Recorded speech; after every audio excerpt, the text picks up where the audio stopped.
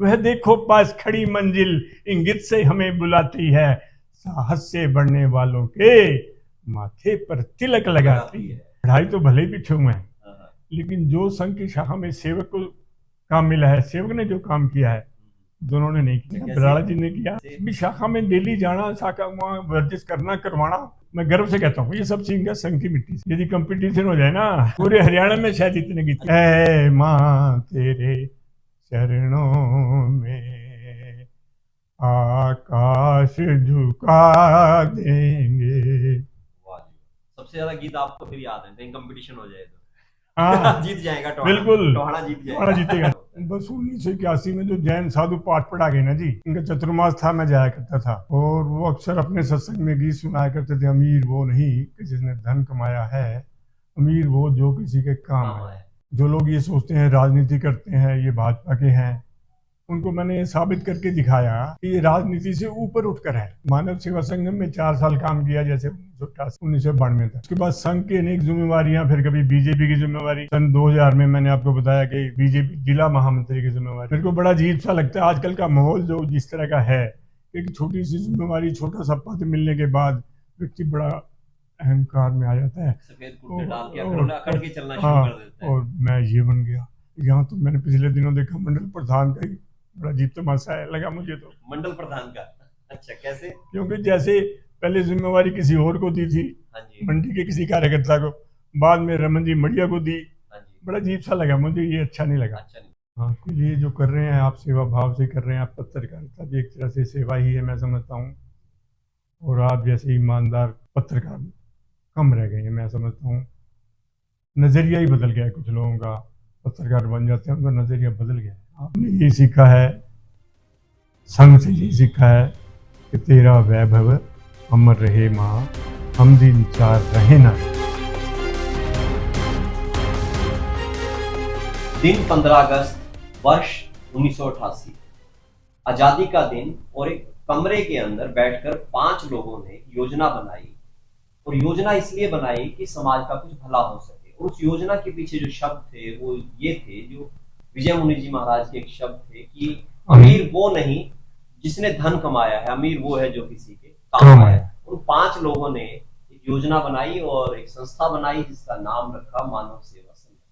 और आज वो मानव सेवा संगम एक छोटा पेड़ पौधा जो है आज बड़ वृक्ष बन चुका है। और उसकी स्थापना में सबसे पहले जो योगदान करने वाले और जिनके घर बैठकर ये योजना बनी वो है शशि गुप्ता जी, जो आज हमारे साथ है। मानव सेवा संगम से लगातार डॉक्टरों से हम आपका परिचय करवा रहे हैं। आज उसके संस्थापक सदस्य है और साथ में उस वक्त के जो प्रधान थे उनसे आपकी मुलाकात रहेगी और भी विषयों के ऊपर बातचीत होगी। आप देखना शुरू कर रहे हैं शब्द मंच, आपका मंच आपकी बात। और गुप्ता जी आपका स्वागत है। धन्यवाद। कैसे हैं आप? बिल्कुल ठीक।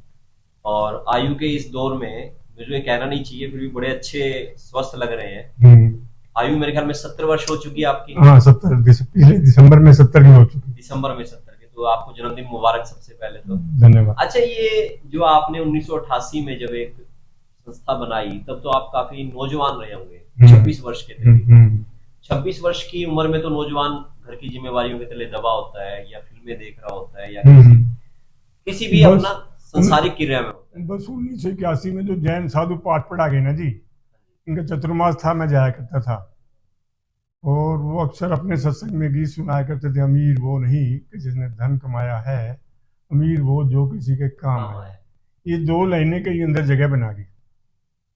तब से लेके आज तक 5 लोग कौन थे? ये राकेश जी जैन जो भास्कर वाले पत्रकार हैं हमारे, भास्कर वाले, राजकुमार जी अग्रवाल जो भगवान को प्यारे हो गए हैं, प्रमोद कुमार जी पावा जो आजकल गौ सेवा समिति का काम देखते हैं, एक रमेश जी सेठी, वो भी संस्थापक सदस्य, वो 5 लोग थे। हाँ 5। तो धीरे धीरे ये जो है धीरे धीरे कैसे काफिला बना? ऐसे बना जैसे हम शुरू में 1981 के बाद से ही सरकारी अस्पताल में हम जाते थे, किसी मरीज को दवाई दिला दी, किसी को खून की जरूरत है खून दे दिया, हम नहीं दे सके तो हमने किसी को दिलवा दिया।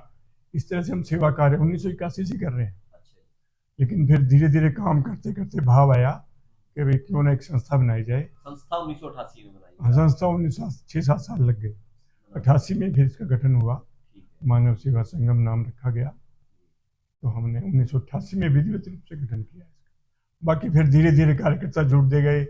सतपाल जी ननेड़ी हैं, रमेश जी गोयल हैं, राजेंद्र वल्ली हैं, सुरेंद्र जी कैनरा हैं, अनेक समर्पित कार्यकर्ता इसे धीरे धीरे धीरे करके जुड़ते हैं। जुड़ते चले। तो आज के वक्त में आप मानव सेवा संगम की स्थापना की, उसके बाद कुछ और संस्थाओं से भी जुड़े होंगे, कहाँ कहाँ गए, किस किस संस्था में गए, कैसा सफर रहा आपका? ना जी, संस्था में तो फिर मानव सेवा संगम में 4 साल काम किया, जैसे 1988 से 1992 तक। उसके बाद संघ की अनेक जिम्मेवारियां, फिर कभी बीजेपी की जिम्मेवारी। सन 2000 में मैंने आपको बताया कि बीजेपी जिला महामंत्री की जिम्मेवारी मेरे पास थी। मेरे को बड़ा अजीब सा लगता है आजकल का माहौल जो जिस तरह का है, एक छोटी सी जिम्मेवारी, छोटा सा पद मिलने के बाद व्यक्ति बड़ा अहंकार में आ जाता है, सफेद कुर्ते डाल के अकड़ के चलना शुरू हाँ, कर देता है। और मैं ये बन गया। यहाँ तो मैंने पिछले दिनों देखा मंडल प्रधान का ही बड़ा अजीब तमाशा है लगा मुझे तो। मंडल प्रधान का? अच्छा, कैसे? क्योंकि जैसे पहले जिम्मेवारी किसी और को दी थी, हाँ जी, मंडी के किसी कार्यकर्ता को, बाद में रमन जी मड़िया को दी। हाँ जी। बड़ा अजीब सा लगा मुझे, ये अच्छा नहीं लगा। अच्छा नहीं लगा आपको? देखिए, तो जिम्मेवारी है, जो निभा सकता है उसको दे दो, जो काबिल है। जो काबिल इसमें भी गुटबंदी अच्छा नहीं लगा मुझे। है। संगठन के तौर पे आपको अच्छे नहीं लगते? हाँ ना, अच्छा लगता, बड़ा अजीब सा। तो अभी किसकी संस्था, जो आर्य समाज मंदिर से भी जुड़े हो? वर्तमान में आर्य समाज मंदिर के सेक्रेटरी की जिम्मेवारी है सेवक के पास, और प्रधान हमारे विपिन जी बांसल हैं। वो किसी कारण से अस्वस्थ रहते हैं, तो वो अब कम आते हैं, बहुत आ नहीं सकते। मेरे पास सेक्रेटरी की जिम्मेवारी है आर्य समाज मंदिर की। आप उसमें वरिष्ठ नागरिक जो बनाया गया एसोसिएशन, सीनियर सिटीजन जिसको बोलते हैं, वहां भी आप रहे पिछले समय? सीनियर सिटीजन मार्च 17 में सेवक को जिम्मेवारी मिली, और 8 साल लगभग आप प्रधान रहे उसके? मेरे पास जिम्मेवारी रही। 8 साल हमने अनेक सेवा के हमने काम किए। सबसे पहला तो मैंने आपको बताया कि जो लोग ये सोचते हैं राजनीति करते हैं ये भाजपा के हैं, उनको मैंने साबित करके दिखाया कि ये राजनीति से ऊपर उठकर है। क्योंकि हमने विभिन्न पार्टियों के विधायक जो रहे हैं यहाँ से, कम्युनिस्ट पार्टी के कामरेड हरपाल सिंह, हो गए, निशान सिंह, निशान सिंह जी, कांग्रेस के परमवीर सिंह और करमवीर सिंह डांगरा, इन चारों नेताओं को हमने बुलाया और एक मंच से उनका वो कराया हमने। तो हमने एक तरह से दिखाया कि ये संस्था राजनीति से ऊपर है, जात पात से भी ऊपर है, हमारा जात पात से भी कोई लेना देना नहीं। तो अभी भी सीनियर सिटीजन में तो आप एक्टिव होंगे? मैं एक्टिव तो नहीं, क्योंकि 8 महीने पहले मुझे जिम्मेवारी मेरे पास नहीं है। हमारे गोपाल जी शर्मा एक कार्यकर्ता हैं, पहले मेरे समय में मैंने उप प्रधान थे, वो उप प्रधान, पहले उप प्रधान थे, अब उनको प्रधान की जिम्मेवारी दे दी। उनको प्रधान की जिम्मेवारी दी है, गोपाल दत्ती शर्मा। वो पिछले 8 महीने से वो कर रहे हैं। मैं जाता हूँ, कभी कभी चला जाता हूँ, लेकिन मेरे पास आर्य समाज की भी जैसे बताया जिम्मेवारी है। मैं आर्य समाज का काम क्योंकि प्रथम उसमें रखना पड़ता है। पिछले दिनों आर्य समाज क्योंकि बड़ा काम था, वो इस सेवक के द्वारा पूरा हुआ। तो अभी आप अलग अलग संस्थाओं से जुड़े रहे, जिसमें आपने कहा कि सब मानव सेवा सबसे संगम पहले हो गया, तो आर्य समाज हो सबसे गया। पहले तो आरएसएस, राष्ट्रीय स्वयंसेवक संघ, जिसका मैं बचपन से कार्य करता हूँ, और मुझे बड़ा गर्व है कि मैंने वहीं से सीखा है सब कुछ। सेवा भावना, राष्ट्रभक्ति की भावना, राष्ट्रभक्ति के अनेक गीत। मैं नवल जी ये गर्व से कह सकता हूँ, घमंड नहीं, हमने सुने भी हैं एक दो, आप गर्व से कह सकता हूँ। शायद हरियाणा में किसी को इतने गीत ना आते याद हो, सेवक को याद है। इतने गीत याद है? इतने गीत याद एक गीत सुना दो फिर। हैं, एक गीत सुना दो। इतने गीत याद हैं, बस मतलब मैं गर्व से कहता हूँ ये सब सीख गया संघ की मिट्टी से। अच्छा, यदि कंपटीशन हो जाए ना पूरे हरियाणा में, शायद इतने गीत अच्छा, सबसे अच्छा गीत कौन सा लगता है आपको? सबसे तो अनेक गीत हैं। भारत माता के चरणों में गीत है माँ तेरे चरणों में आकाश झुका देंगे, अब जाग उठे हैं हम, कुछ करके दिखा देंगे। ऐ माँ तेरे चरणों में आकाश झुका देंगे। सबसे ज्यादा गीत आपको फिर याद है? कहीं कंपटीशन हो जाए तो हाँ जीत जाएगा टोहाना। बिल्कुल, टोहाना जीत जाएगा। टोहाना जीतेगा, टोहाना जीतेगा। तो आरएसएस के जो गेम होते हैं, सबसे पहले शाखा किस उम्र में जाना शुरू किया आपने? शाखा मैंने लगभग 78 में शुरू किया शाखा। 78 में? हाँ तो तब से खेल कूद भी अभी भी खेल लेते हाँ, हैं? अभी जो बुजुर्गों के संबंधित खेल हैं वो वो बुजुर्गों से संबंधित खेल अलग हैं, कौन से हैं? बुजुर्गों से संबंधित अलग खेल हैं, क्या क्या खेल होते हैं? बच्चों के संबंधित अलग हैं। नहीं, बुजुर्गों के बताओ आप। बुजुर्गों को तो जैसे मंडल में हम सारे बुजुर्गों ने हाथ पकड़ रखा है, हाँ जी। इकट्ठे हैं, वो हमारा फिर उसमें गेम जो हमारी कार्यबाजी होती है, यहाँ कार्य संघ कार्यवा, हाँ, नगर कार्यवा, नगर कारवा। वो करवाते होते हैं। बुजुर्गों को कई खेल हैं, बुजुर्गों को बड़ा मनोरंजन होता है उससे, बुजुर्ग खुश होते कोई हैं। हड्डी हुड्डी टूटने वाली ना नहीं ना, है? ऐसा कोई खेल ऐसा कोई खेल ऐसा नहीं कोई है। खेल नहीं कराते, नहीं देख के कराते हैं ना। तो बुजुर्ग कितनी उम्र के बाद मानना शुरू कर देते हो आप? बुजुर्ग मानना तो क्या, वैसे तो 60+ होता है, अच्छा जी। लेकिन यदि कोई आदमी स्वस्थ है तो 75-80 साल के भी बुजुर्ग करते हैं, वो अच्छा, वो कर स्वस्थ होना चाहिए शरीर। ना ना, ठीक है। अभी 60 साल के बाद आपकी सीनियर सिटीजनशिप में व्यक्ति शामिल हो सकता है। हाँ हाँ क्योंकि आजकल तो ये माना जाता है कि 60 से ऊपर जाना ही अपने आप में एक चैलेंज है। हाँ। तो आप अब तक स्वस्थ हैं, इसका किसको श्रेय देते हैं? कैसे रह पाए? मैंने मेन श्रेय तो मैं संघ की शाखा को ही दूंगा, क्योंकि मेरा लंबे समय तक संघ की शाखा से संपर्क रहा है, संबंध रहा, मैं जाता रहा हूँ शाखा में।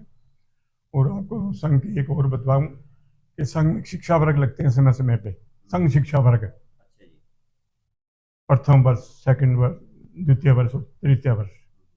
तो इस सेवक ने द्वितीय वर्ष किया हुआ है, प्रथम वर्ष और द्वितीय वर्ष सेवक ने किया हुआ है। द्वितीय वर्ष भी किया होगा। हाँ, टोहाना में मात्र 2 लोग और हैं, हमारे माननीय सुभाष जी बिराड़ा, विनोद कुमार जी पप्पी, विनोद कुमार जी बांसल, जो संगम के प्रधान भी रहे हैं। हाँ जी, हाँ जी। उन्होंने तृतीय वर्ष किया, मेरे से 1 साल आगे पढ़ाई की हुई है उन्होंने। अच्छा, विनोद जी ने तृतीय वर्ष कर रखा है। विनोद जी ने भी कर रखा है, सुभाष जी बिराड़ा ने भी कर रखा है। उन्होंने भी तृतीय वर्ष का। उन्होंने तृतीय वर्ष कर रखा है, मैंने द्वितीय वर्ष कर रखा है। आपने द्वितीय वर्ष। पढ़ाई में 1 साल पीछे हूँ, लेकिन आपको एक और जानकारी दूं, पढ़ाई तो भले ही पीछे हुए हैं, हाँ, लेकिन जो संघ की शाखा में सेवक को काम मिला है, सेवक ने जो काम किया है, दोनों ने नहीं किया। कैसे? बिराड़ा जी ने किया, कैसे? भी शाखा में डेली जाना, शाखा वहाँ वर्जिश करना, करवाना, तो ये इस सेवक ने किया है, ना बिराड़ा जी ने किया, ना ही हमारे विनोद जी बांसल ने किया। अच्छा। हाँ, पढ़ाई मेरे से 1 साल आगे जरूर की हुई है उन्होंने। अच्छा जी। हाँ जी, तो संघ में इस तरह से है, जो व्यक्ति 3rd ईयर ट्रेंड होता है उसको तो फिर फुल फ्लैश संघ की जानकारी हो जाती है। तो आप प्रतिदिन जाते रहे शाखा? हाँ, मैं तो रेगुलर जाता रहा, जैसे भारिया समाज में रेगुलर जाना होता है, प्रतिदिन जिस दिन बाहर चले गए तो बाहर भी चले गए, मान लिया कहीं कैथल या दिल्ली चले गए, वहां भी रात को पूछ के भी शाखा कहाँ लगती है। अच्छा, आपने ये भी किया? हाँ, वहां भी जाते थे रात को, अपने जहाँ ससुराल में गए, कहीं और गए, उनसे पूछ लिया, यहाँ शाखा आसपास लगती है कहीं, तो पता लगे तो शाखा में भी जाते, वहां भी जाते, रूटीन में जाते? हाँ, रूटीन में। तो अभी किस संस्था में, आर्य समाज में एक्टिव है, इसके अलावा आर्य समाज में एक्टिव है जी। व्यापार मंडल में भी है? हाँ जी, व्यापार मंडल में? ना व्यापार मंडल, कुछ समय तक रहे मेरे ख्याल में। ना व्यापार मंडल, व्यापार मंडल में एक्टिव। जैसे आज के जो नौजवान है, एक तो वो नौजवान ही नहीं रह पाते, दूसरा समाज सेवा में नहीं रह पाते, तो उनको क्या सलाह देना चाहिए? अभी भी रुचि की बात है, रुचि की बात है। असल में हमने ये सीखा है, संघ से ये सीखा है कि तेरा वैभव अमर रहे माँ, हम दिन 4 रहे ना रहे। व्यक्ति ने चले जाना है, एक न एक दिन निश्चित है, जो आया है जाना है, लेकिन जाने के बाद 2 ही तो चीजें हैं, इस व्यक्ति ने क्या काम किया, कुछ सामाजिक काम किया कि नहीं किया जी। तो सेवक का भी यही भाव है कि आखिरी सांस हमारा सेवा में लग जाए, नहीं चाहिए सांसारिक चीजें, धन दौलत या अन्य कोई नहीं चाहिए। अच्छा, एक बात रहती रही है कई बार, जैसे आपने ये बात कही कि हमने तीनों चारों अलग अलग पार्टी के लोगों को इकट्ठा किया, आपने संगठन की बात बता दी कि संगठन में मेरे को अच्छा नहीं लगता ऐसे कोई विभेद रहे। हाँ, इसी तरह से एक बात कही जाती है कि जो आरएसएस की शाखाएं हैं, यहाँ पे ना भेद डाला जाता है हिंदू मुसलमान का या इस तरह का। आप तो लगातार रहे हैं, आपसे बढ़िया पर्सन कोई नहीं हो सकता इस बारे में बताने वाला। हिंदू मुस्लिम का भेदभाव संघ में बिल्कुल भी नहीं है। जो इस देश का पूजा पद्धति हमारी कुछ भी हो सकती है, मंदिर में जाएं, मस्जिद में जाएं, गुरुद्वारा में जाएं, कहीं गिरजाघर में जाएं, संघ का कोई इससे हमारे को कभी एक दिन भी नहीं कहा गया भाई कोई भेदभाव, हमें नहीं बताया गया। आपको बताया नहीं? ना, मतलब तो नहीं, कभी बात होती नहीं जी, कभी बात होती नहीं। अब कैंपों में गए हैं 2 बार मैं कैंपों में, वहां भी कोई। अच्छा, अभी एक चीज और बताइए कि पहले से ज्यादा संख्या आप लोगों की बढ़ी है शाखा में जाने की टोहाना में, नहीं, या शाखा घटी में है? तो देखो पहले से कम है जब आप संख्या। जाते थे जब ज्यादा थी? नहीं तो उस समय थोड़ी ज्यादा थी, आज संख्या तो वाकई कम है। कारण क्या है इसका? अब ये तो आजकल के बच्चे हैं बस। मोबाइल में लग गए, हाँ, मोबाइल भी एक कारण हो सकता है, ज्यादा ध्यान। या सुबह लेट उठ रहे हैं, सभी पहले जल्दी उठ जाते थे। बस ये तो यही कारण होगा कि देखो इसके शाम की बाद भी तो शाखा होती शाम है, की भी लगती है बच्चों की, तो शाम विद्यार्थियों की। तो शाम की शाखा में तो आना ही चाहिए ज्यादा। हाँ, विद्यार्थियों की शाखा लगती है। तो आप भी अभी भी शाम की शाखा में जाते हैं, नहीं, सुबह की कभी जो शाखा में? कार्यक्रम होता है ना, कभी कभी हमारे संघ के 6 उत्सव होते हैं। अच्छा, कौन कौन से? जैसे सबसे पहले तो अभी हिंदू साम्राज्य दिवस, छत्रपति शिवाजी, रक्षाबंधन, दशहरा, विजयदशमी, विजयदशमी, तो इस तरह के 6 त्योहार होते 6 हैं। उत्सव होते हैं। हाँ, गुरु पूजा होती है, 6 उत्सव होते हैं इस तरह से। तो समय समय पे या कोई अन्य कार्यक्रम होता है संघ का, जो मुझे सूचना मिलती है मैं जाता ये तो सही है। अच्छा, एक चीज मैं आपसे और पूछ लूं, हूँ। राज की बात है कि अब आप मेरे को ये बताओ कि आप खाते पीते क्या हो जिसकी वजह से आपकी सेहत भी अच्छी है, बोल पानी भी सही है? क्योंकि क्योंकि ये भी आपसे जान लेना चाहिए, क्योंकि मैं दर्शकों को बता दूं, उम्र 70 साल है, अभी भी अकेले स्कूटर पे घूमते हैं आप। आपकी स्कूटी है, स्कूटर है, जैसे उसके ऊपर घूमते हैं, आना जाना अकेले ही करते हैं। आमतौर पे बुजुर्ग कह देते हैं कि बेटा मैंने वहां छोड़ा, अपने पोते को कहेंगे, हाँ, पर आप ऐसा नहीं करते। तो ये खुश मिजाज भी हैं आप, तो सबका क्या राज है इन सब बातों? आज के जी सिंपल खाना, साधारण खाना। क्या रहती है दिनचर्या, क्या रहती है आपकी? दिनचर्या सुबह तो बताया मैंने, आर्य समाज में कितने बजे उठ जाते हैं? 4 बजे उठते हैं। सुबह 4 बजे उठ जाते हैं। सुबह 4 बजे उठना, टीवी खोलना है कि कोई खास खबर हो तो पता लग जाता है ये खबर है आज की। उसके बाद तैयार होना, चाय पीनी, चाय के बाद एक रहती है, अभी चाय मिलती है सुबह सुबह। आर्य समाज जाने, नहाना सुबह सुबह, आर्य समाज जाने से पहले नहाना। और फिर आर्य समाज के बाद वहाँ से लगभग 7 से पहले पहले आ जाते हैं। अखबार आया होता है, अखबार देख लेते हैं, कोई खास खबर को इसमें। अच्छा, खबर पढ़ते ही पढ़ते हैं। हाँ, फिर एक बार तो रुचि देखते है। हैं, एक बार तो देखते हैं। उसके बाद फिर क्या करते हैं? उसके बाद 2 घंटे 1 घंटे रेस्ट कर लेते हैं। घर का कोई काम है, घर मार्केट से कुछ चीज़ लानी है, कोई और है, वो कर लेते हैं।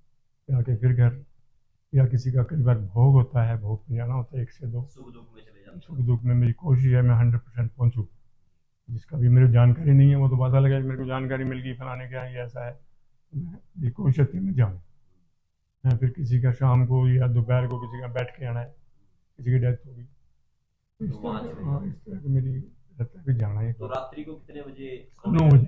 9 बजे सो जाते जल्दी सोने का है, 8:30 9 के बीच में, 9 बजे तो सो जाते।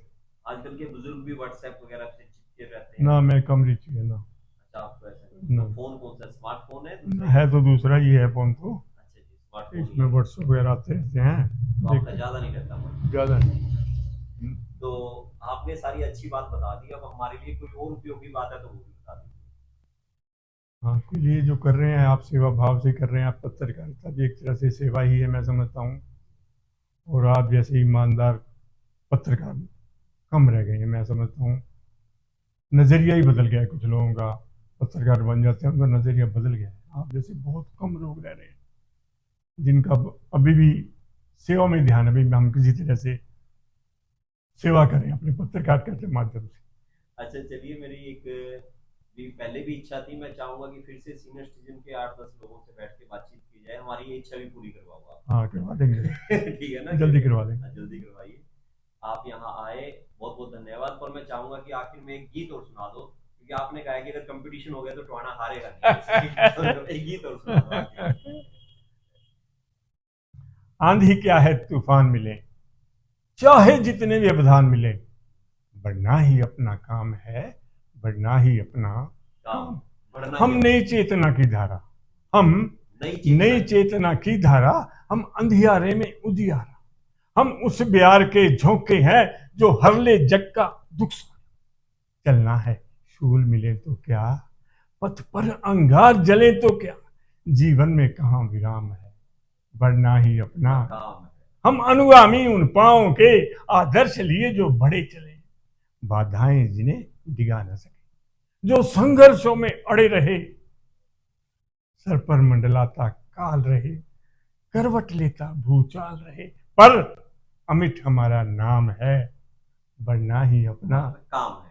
वह देखो पास खड़ी मंजिल इंगित से हमें बुलाती है, साहस से बढ़ने वालों के माथे पर तिलक लगाती है। साधना न व्यर्थ कभी जाती, साधना न व्यर्थ कभी जाती, चलकर ही मंजिल मिल जाती। फिर क्या बदली क्या घाम है, बढ़ना ही ये अपना अपना काम है, बढ़ना ही आंधी अपना। क्या तूफान मिले, चाहे जितने व्यवधान मिले, बढ़ना ही अपना काम है, बढ़ना ही वाह जी, साधना कभी व्यर्थ नहीं जाती, नहीं जाती। साधना आती आती है। चलकर ही मंजिल मिल जाती। और जो शशि गुप्ता जी ने जो गीत सुना दिया, उन्होंने बता दिया, दो दो लाइनें याद नहीं, पूरा गीत भी याद है। ये पूरे पूरे जो मैंने बताया लगभग 15 से 20 गीत संघ के, हाँ जी, देशभक्ति के, राष्ट्रभक्ति के। पूरे याद है। बहुत बहुत धन्यवाद जी आपका, आप आए, बड़ा अच्छा लगा। बहुत बहुत और धन्यवाद आपका जल्दी भी। दोबारा मुलाकात होगी बहुत बहुत आपसे। धन्यवाद। शुक्रिया।